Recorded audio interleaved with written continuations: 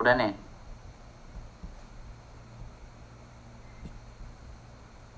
Udah. Dah. Assalamualaikum warahmatullahi wabarakatuh. Pada kesempatan kali ini dari kami kelompok 8 akan mempresentasikan tugas, yaitu privasi etika. Nah, sebelumnya izin memperkenalkan diri, saya Ihsan Abdillah dengan NPM 2478244, dan ada juga rekan saya yaitu Claudia dan Muhammad Yusfa.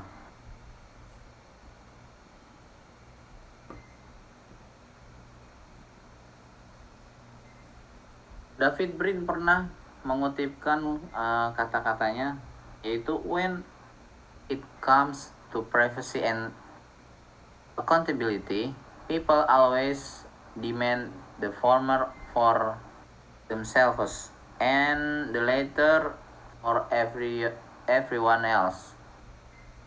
Nah, kutipan ini mencerminkan sudut pandang Brin yang dipaparkan dalam bukunya, yaitu The Transparent Society, di mana ia berpendapat bahwa di era pengawasan teknologi yang tak terhindarkan, solusi terbaik untuk menjaga kebebasan bukanlah dengan mencari kerahasiaan total, tetapi dengan menuntut reciprocal transparency atau transparansi timbal balik, di mana warga negara juga memiliki kemampuan untuk mengawasi para pengawas untuk memastikan akuntabilitas elit dan kekuasaan. Nah, untuk sejarah hak atas privasi, di sini ada the right to be let alone. Mereka mengemukakan bahwa setiap individu memiliki hak untuk dibiarkan sendiri. Nah, tulisan ini merupakan respon terhadap perkembangan teknologi fotografi dan media massa yang dianggap mulai mengancam kehidupan pribadi seseorang. Warren dan Bradis menilai hukum saat itu belum mampu melindungi aspek privasi, sehingga diperlukan dasar hukum yang baru menegaskan perlindungan terhadap informasi pribadi dan batas antar ruang publik serta ruang private. Nah, gagasan ini kemudian menjadi fondasi awal lahirnya hukum privasi modern di Amerika Serikat. Nah, berikutnya di sini ada the right to be let alone. Nah, tadi yang udah dijelaskan, sedikit menguliknya kembali ya. Jadi dari Harvard Law Review pada 15 Desember 1890, mereka itu mengusulkan bahwa ada hak yang belum secara eksplisit diakui oleh hukum yang melindungi seseorang dari publikasi atau pengungkapan kehidupan pribadi. Nah, dari kata the right to be let alone, Orette Bradis mengkritik Injeksi Force. Injeksi Force ini jurnalis sensasional. Nah, kemajuan teknologi seperti kamera tersembunyi yang dapat mengganggu privasi individu. Mereka semua berargumen bahwa perlindungan privasi tidak cukup hanya lewat hukum hak milik, kontrak, atau pencemaran nama baik. Perlu prinsip hukum khusus yang memitigasi, mengungkapkan, dan tidak sah atas fakta-fakta pribadi.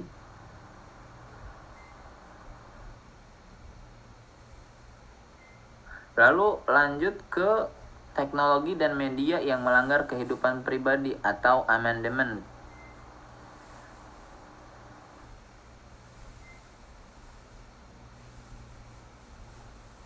Nah, the right of the people. Nah, meskipun amandemen ini tidak menyebutkan privasi secara langsung, pengadilan telah mengonseptualisasikan bahwa ia menegakkan nilai privasi terhadap campur tangan negara.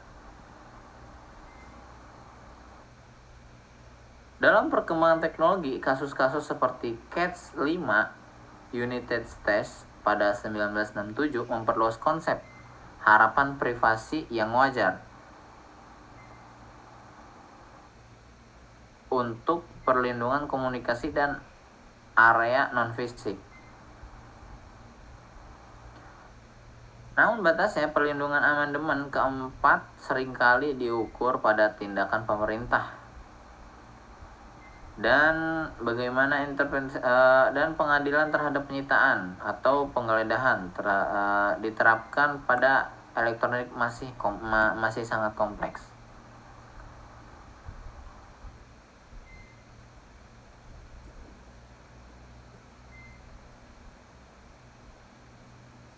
Nah, untuk undang-undang privasi AS,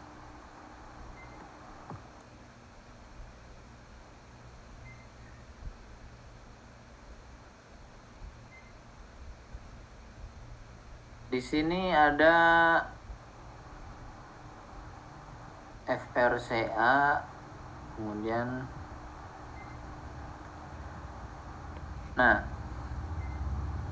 FCRA 1970.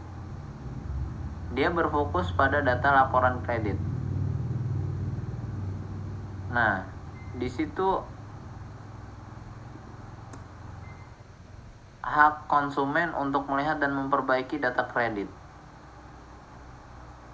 Lalu ada Undang-Undang Privasi tahun 1974 berfokus kepada data pribadi di lembaga federal, yang dimana pembatasan akses dan kewajiban menjaga akurasi data. Lalu ada juga Undang-Undang AS, yaitu HIPAA 1996, yang berfokus pada data medis, yang dimana melindungi hak pasien atas kerahasiaan medis. Kemudian ada KOPA tahun 1998 yang berfokus kepada anak di bawah 13 tahun yang memerlukan izin orang tua untuk pengumpulan data dari setiap anak. Nah, lalu untuk ECPA, yaitu berfokus kepada komunikasi elektronik, perlindungan email, telepon, data digital, dan penyadapan tidak sah. Lalu ada USA Patriot 2001, keamanan lebih berfokus kepada keamanan nasional dan pengawasan, yang dimana kewenangan pemerintah dalam pemantauan data.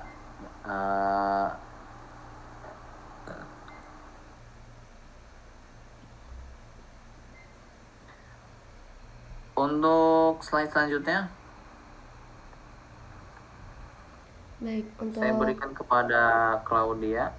terkait perlindungan spesifik, yang pertama kita akan masuk ke perlindungan data keuangan. Nah, data keuangan mencangkup informasi seperti nomor rekening, transaksi bank, hingga catatan kredit kita. Nah, data jenis ini itu sangat sensitif karena bisa dimanfaatkan untuk pencurian identitas atau kejahatan finansial kalau jatuh ke tangan orang yang salah. Nah, inti dari data keuangan ini, perlindungan data keuangan itu dia ini memberi kendali penuh kepada individu atas informasi finansialnya sendiri. Artinya, kita sebagai pemilik data berhak tahu siapa yang mengakses data keuangan kita untuk untuk tujuan apa, dan punya hak untuk menolak jika tidak setuju. Selain itu, lembaga keuangan juga wajib menjaga kerahasiaan nasabah. Tidak boleh membagikan informasi pribadi tanpa seizin kita sendiri. Nah, tujuan akhirnya adalah untuk menciptakan keamanan, kepercayaan, dan tanggung jawab dalam pengelolaan data finansial. Kalau aturan ini tidak ditegakkan, akibatnya bisa sangat serius. Itu mulai dari pencurian data, penipuan, atau bahkan kerugian besar bagi konsumen. Nah, terkait perlindungan terhadap informasi kesehatan, informasi medis seorang bisa sangat pribadi, seperti riwayat penyakit, hasil pemeriksaan, hingga catatan pengobatan. Data seperti ini kalau bocor bisa menyebabkan diskriminasi, misalnya di tempat kerja atau oleh perusahaan asuransi. Perlindungan data kesehatan memastikan bahwa informasi medis hanya boleh digunakan untuk kepentingan perawatan dan pengobatan pasien, bukan untuk hal lain. Rumah sakit, klinik, atau perusahaan asuransi diwajibkan menjaga kerahasiaan data pasien dan tidak boleh membagikan tanpa seizin. Selain itu, perkembangan teknologi juga membuat rekam medis kini berbentuk digital. Oleh karena itu, lembaga kesehatan harus memastikan keamanan sistem elektroniknya seperti menggunakan kata sandi yang kuat, enkripsi, dan audit jejak akses data. Isu etika yang muncul di sini adalah keseimbangan antara kemudahan akses data kesehatan dan perlindungan privasi pasien. Kita ingin dokter bisa dengan cepat mengakses data pasien, tapi di sisi lain, data tersebut tidak boleh terbuka untuk semua orang. Nah, kita beralih ke perlindungan terhadap data anak-anak. Anak-anak merupakan kelompok yang paling rentan terhadap penyalahgunaan data, terutama di dunia digital. Mereka sering menggunakan internet untuk belajar atau bermain, tapi belum memahami resiko berbagai informasi pribadi. Nah, tujuan dari perlindungan ini adalah untuk menjaga agar anak-anak itu tidak menjadi target eksploitasi iklan yang tidak pantas atau bahaya online lainnya. Misalnya, sekolah harus berhati-hati dalam menyimpan dan membagikan data siswa seperti nilai, alamat, atau foto. Begitu juga situs web dan aplikasi anak-anak. Mereka wajib meminta izin orang tua sebelum mengumpulkan data pribadi anak di bawah 13 tahun. Intinya, data anak-anak harus dikelola dengan pribadi, dengan prinsip kehati-hatian, transparansi, dan izin dari orang tua. Etikanya, semakin muda usia pengguna, semakin besar tanggung jawab kita untuk melindunginya. Nah, yang terakhir itu ada surveillance elektronik. Nah, di era digital, hampir semua komunikasi kita, mulai dari telepon, pesan, email, hingga media sosial, bisa dipantau atau direkam. Pemerintah dan lembaga keamanan beralasan bahwa pengawasan ini penting untuk mencegah kejahatan dan menjaga keamanan nasional. Namun, dari sisi etika, ada pertanyaan besar. Sampai di mana batasnya? Apakah keamanan negara boleh dijadikan alasan untuk melanggar privasi individu? Nah, surveillance elektronik bisa menjadi dilema moral. Di satu sisi, kita ingin merasa aman dari ancaman seperti terorisme. Tapi di sisi lain, kita juga ingin merasa bebas tanpa takut bahwa setiap percakapan kita dipantau. Jadi, isu utama dari sini adalah menyeimbangkan antara hak privasi dan kebutuhan akan keamanan publik. Masyarakat perlu memastikan bahwa setiap bentuk pengawasan tetap dilakukan secara transparan dengan batas hukum yang jelas. Nah, data keuangan, data kesehatan, data anak-anak, dan surveillance elektronik tujuannya adalah memastikan hak privasi individu tetap terjaga meski data mereka digunakan untuk kepentingan bisnis, pelayanan publik, atau keamanan nasional. Next.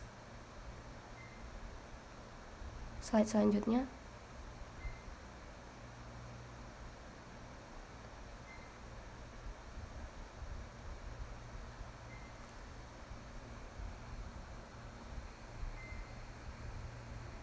San, slide berikutnya San.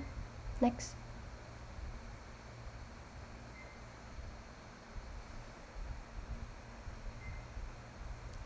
Nah, di sini kita lanjut ke Fire Information Practice ya.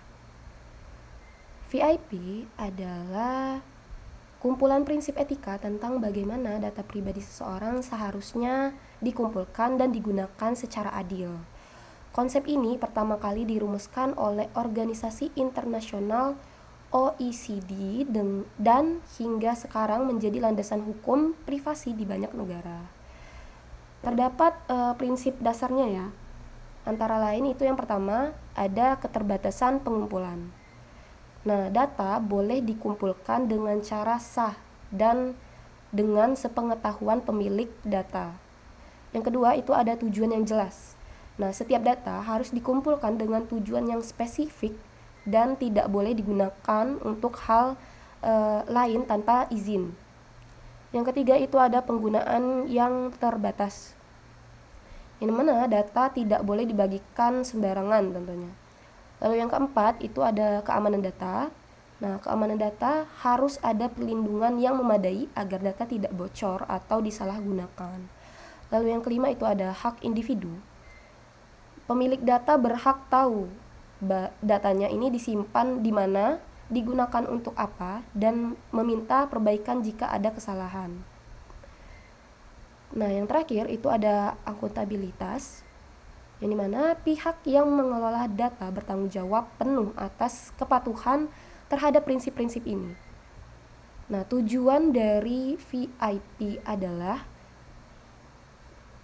menumbuhkan kepercayaan antara pengguna dan pengelola data, yang dimana kalau prinsip ini diterapkan dengan baik, maka penggunaan data bisa berjalan secara etis dan transparan. Kita lanjut ke slide berikutnya, San.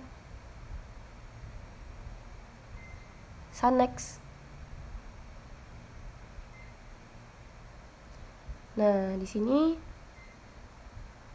kita masuk ke access to government record. Topik ini membahas tentang hak publik untuk tahu dan hak individu untuk menjaga privasinya. Di sisi publik, masyarakat berhak mengetahui apa yang dilakukan oleh lembaga pemerintah, misalnya kebijakan, laporan anggaran, atau keputusan publik. Tujuannya adalah transparansi dan akuntabilitas supaya pemerintah tidak menyembunyikan informasi penting dari masyarakat. Namun di sisi lain, pemerintah juga menyimpan banyak data pribadi warga negara. Nah, disinilah pentingnya keseimbangan. Pemerintah harus terbuka terhadap publik, tetapi tetap menjaga kerahasiaan data pribadi warganya. Ada undang-undang seperti Freedom of Information Act dan Privacy Act, tapi saya tidak akan membahas detailnya karena sudah dijelaskan oleh Ihsan tadi. Yang perlu kita pahami adalah bahwa kedua aturan ini mencoba menyeimbangkan dua hak penting. Yang pertama, memberi hak untuk tahu agar pemerintah lebih transparan, dan yang kedua itu hak untuk privasi, right to privacy, agar data pribadi tetap dilindungi. Nah, terkait freedom itu ada pengertian singkat yang dimana memberi hak warga untuk mengakses data dan dokumen pemerintah sering digunakan untuk wartawan dan publik. Dan terkait Privacy Act 1974 melarang pemerintah menyembunyikan sistem penyimpanan data pribadi dan memberi warga hak untuk melihat serta memperbaiki catatan mereka. Jadi intinya akses terhadap catatan pemerintah bukan hanya soal membuka informasi publik, tetapi juga mengatur batas agar privasi individu tidak diikuti terbuka. Slide selanjutnya akan dilanjutkan oleh Ispa.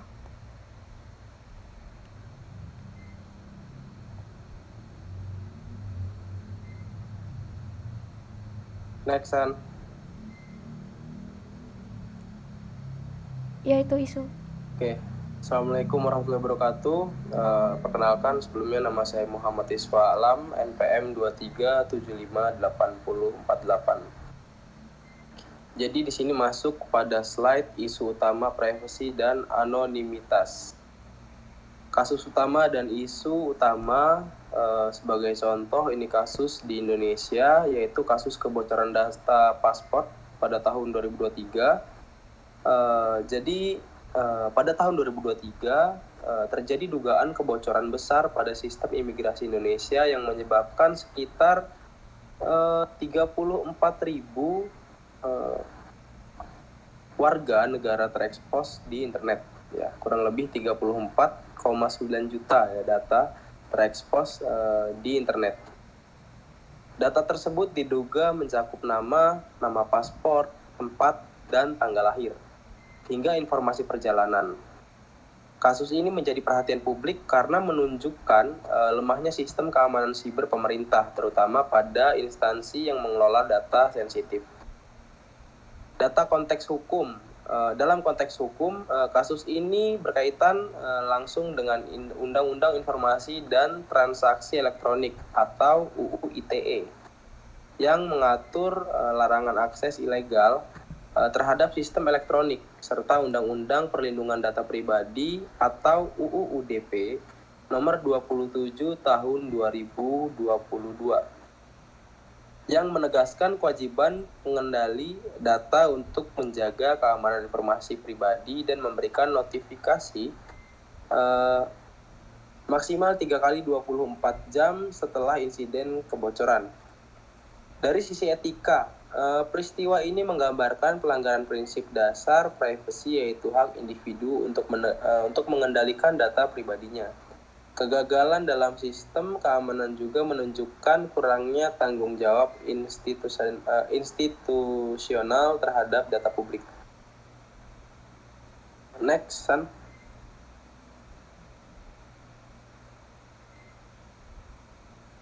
Oke. Lanjut ke dampak bagi masyarakat. Yang pertama, dampak langsungnya.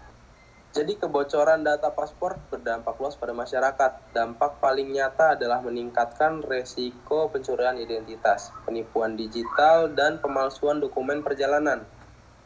Data pribadi yang bocor dapat digunakan oleh pihak tidak berwenang atau tidak bertanggung jawab untuk membuat akun palsu, mengajukan pinjaman, atau melakukan kejahatan siber lainnya.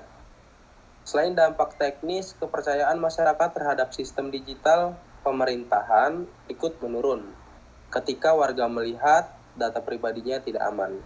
Rasa aman digital pun terganggu. Dari perspektif etika, hal ini menimbulkan masalah serius karena individu kehilangan kendali atas data mereka.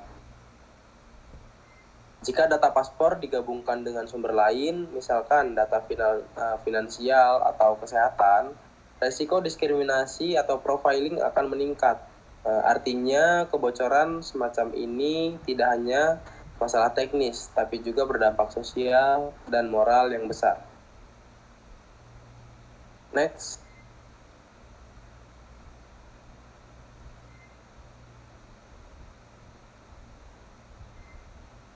Untuk yang terakhir pada slide isu utama privasi dan anonimitas, yaitu solusi dan rekomendasi. Jadi untuk mencegah kejadian serupa dibutuhkan langkah teknis ya dan kebijakan yang terintegrasi. Untuk secara teknis, pemerintah perlu melakukan audit forensik menyeluruh untuk memastikan penyebab kebocoran dan memperbaiki kerentanan sistem.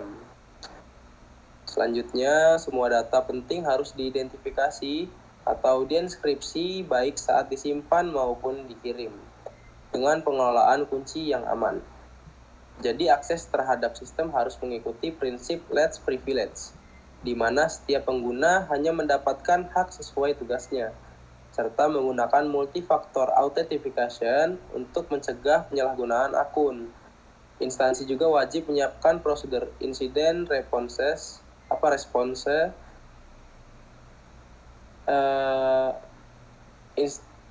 Instansi juga wajib menyiapkan prosedur insiden respons dan notifikasi publik yang cepat sesuai amanat UU PDP. Lalu dari sisi kebijakan, Untuk dari sisi kebijakan, mungkin perlu diterapkan penegakan hukum yang tegas terhadap pelanggaran perlindungan data pribadi. Pemerintah juga harus mewajibkan setiap instansi melakukan Data Protection Impact Assessment atau DPIA sebelum meluncurkan sistem digital baru, guna menilai resiko privacy sejak tahap perancangan. Mungkin yang terakhir, peningkatan literasi dan pelatihan keamanan siber bagi pegawai dan masyarakat. Mungkin itu sangat penting agar semua pihak memahami tanggung jawab dalam menjaga data pribadi. Oke, next. Mungkin itu presentasi dari kelompok 8. Kurang lebihnya mohon maaf, mungkin ada tambahan dari Bella atau Isan.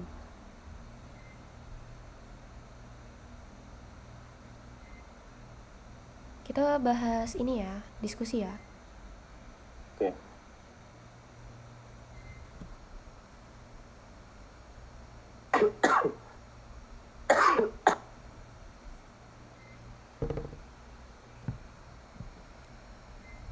Di sini kita akan bahas pertanyaan yang dimana bagaimana pemerintah dan otoritas pengawas seperti Kominfo dapat secara efektif memastikan akuntabilitas dan tanggung jawab mutlak mutlak dari perusahaan teknologi e-commerce atau vintage ketika terjadi kebocoran data pribadi, masih khususnya bagaimana UU PDP mengirimkan hak pengguna untuk menarik persetujuan dan hak untuk dilupakan ketika data mereka sudah terlanjur beredar di ranah gelap. Boleh San mulai jawab?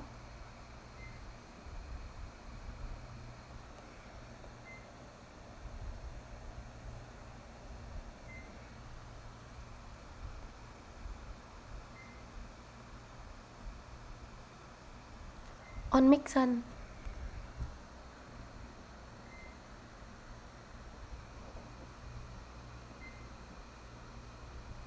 On mic-nya San, on mic.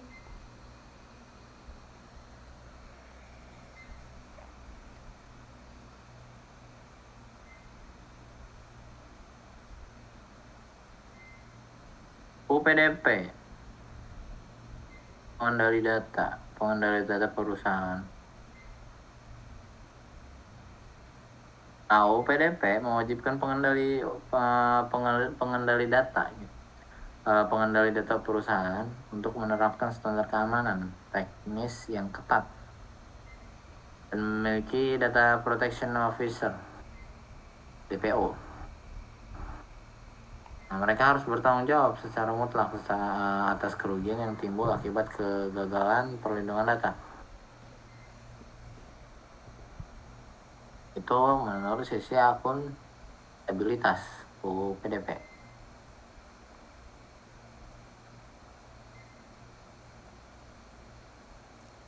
Nah, dari jaminan hak pengguna UU PDP secara eksplisit itu mengatur hak-hak individu termasuk hak untuk menarik persetujuan dan hak untuk dihapus atau dimusnahkan. Namun, ketika data sudah bocor dan beredar di forum atau dark web, nah, implementasi hak penghapusan menjadi sulit karena data sudah tidak lagi di bawah kendali perusahaan yang bocor.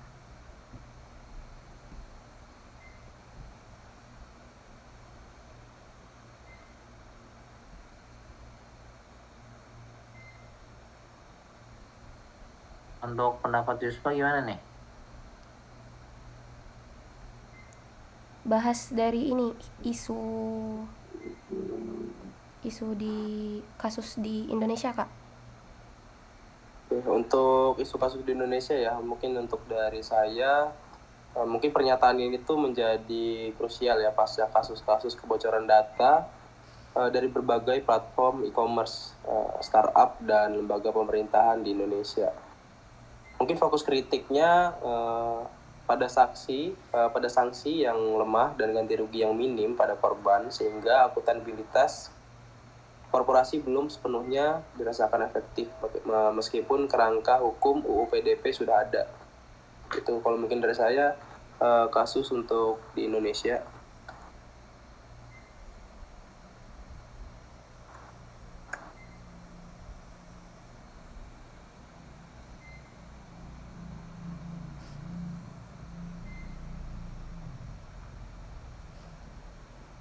Gimana? Cukup kali ya?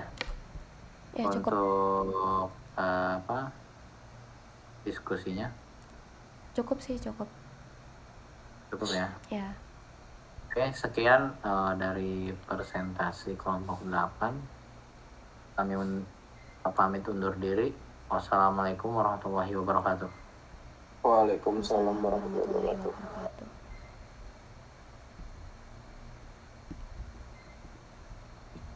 Apa